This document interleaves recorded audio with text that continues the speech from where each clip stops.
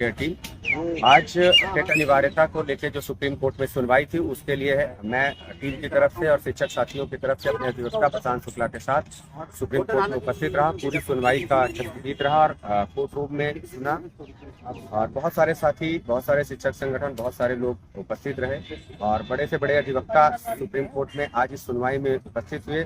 लगभग 1-1.5 घंटे के आसपास चली सुनवाई में लगभग सारे पक्ष रखे गए। तमाम वरिष्ठ अधिवक्ता थे, सभी ने बहुत अच्छे से पक्ष रखा और इस बात का रखा कि जिस दिन से यह नियम बनता है उस दिन के बाद यह लागू होना चाहिए। कई बार जज साहब कन्विंस होते दिखे, लेकिन बार बार बीच बीच में वो इसी बात पे चले जाते हैं कि क्वालिटी एजुकेशन के तहत सबको टीटी करना ही चाहिए।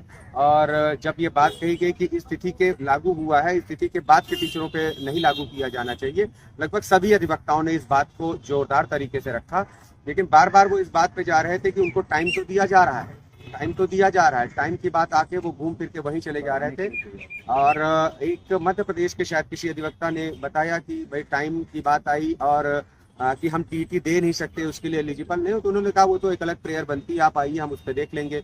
यानी कि अगर आप ये बात करते हैं कि आप टीटी देने के लिए एलिजिबल हैं कि नहीं है, तो उस पर कोर्ट तो दूसरा रास्ता देने को तैयार है, हम उसकी बात कर रहे हैं।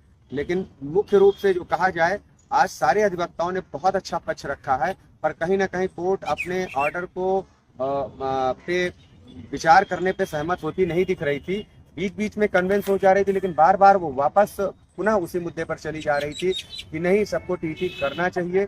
पक्ष रखा गया है, कई बार कोर्ट सहमत होती दिखी है और कई बार बार बार टीटी करने पे जोर देती दिखी गई है। तो अभी ये कहा नहीं जा सकता है कि छूट मिलेगी कि नहीं मिलेगी, लेकिन पैरवी और प्रयास बहुत अच्छा रहा है। हम ईश्वर से प्रार्थना करते हैं कि ऑर्डर आपके फेवर में आए और जज साहब रिव्यू को बदलते हुए 2010 से पूर्व नियुक्त शिक्षकों को छूट देंगे। इस बात की हम पूरी उम्मीद करते हैं, क्योंकि कई जगह पर वो सहमत दिखे हैं, लेकिन बार बार वो टीटी को करने पे और उससे क्वालिटी एजुकेशन बढ़ेगा इस बात पे फोकस दे रहे थे। तो अभी बच्चों के भविष्य को देखे उन्होंने मतलब बड़ा फोर्सफुली कहा कि आप सिर्फ टीचर की जॉब देख रहे हैं और उन बच्चों का क्या है जिनको क्वालिटी एजुकेशन मिलनी चाहिए। और जब ये क्राइटेरिया बना है तो उसमें हमारे अधिवक्ताओं ने कहा भी, जो विभिन्न लोगों के द्वारा अधिवक्ता आए थे, उन्होंने कहा भी कि नहीं, माय लॉर्ड 2010 से पूर्व जो नियुक्त शिक्षक है उस समय के अनुरूप उन्होंने योग्यता धारण करी है और वो पूरी तरीके से एलिजिबल है, उस समय के नियमों के अनुसार एलिजिबल है। तो क्वालिटी एजुकेशन पे कोई फर्क नहीं पड़ रहा है। लेकिन अब जज साहब की इच्छा है वो उस मामले को कैसे लेते हैं। और 2017 में जो अमेंडमेंट हुआ है उसी को लेके मामला पेचीदा होता बार बार दिख रहा था, उसी को लेके कंफ्यूजन क्रिएट हो रहा है और उसी की वजह से जज साहब सहमत होते होते असहमत दिख जा रहे थे। वो बार बार इस बात पे आ रहे थे कि एग्जाम देने के लिए टाइम तो दिया गया है, तो एग्जाम दे के पास करना चाहिए। लेकिन सभी अधिवक्ताओं ने कहा कि माय लॉर्ड, बात एग्जाम देने की नहीं है, बात यह है कि उस डेट से पहले 2010 से पूर्व के शिक्षकों पे ये नियम लागू ही नहीं होता है। तो कई बार सहमत और कई बार असहमत दिखे हैं। तो अभी कोर्ट की सुनवाई जो मैंने पूरी सुनी उसके अनुसार हमें कुछ कहने की स्थिति में नहीं है। मुझे नहीं लगता कि कोई भी कुछ कहने की स्थिति में होगा कि जज साहब क्या ऑर्डर देने वाले हैं। हम ईश्वर से कामना कर सकते हैं। बाकी सभी वरिष्ठ अधिवक्ताओं के द्वारा शानदार प्रयास किया गया।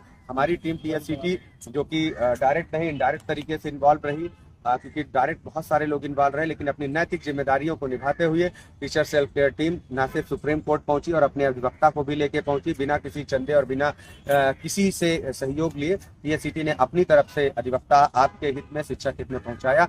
विस्तृत जानकारी अपने अधिवक्ताओं से अभी पुनः ब्रीफिंग के बाद हम आपके साथ लाइव आके पुनः देंगे। बहुत बहुत धन्यवाद।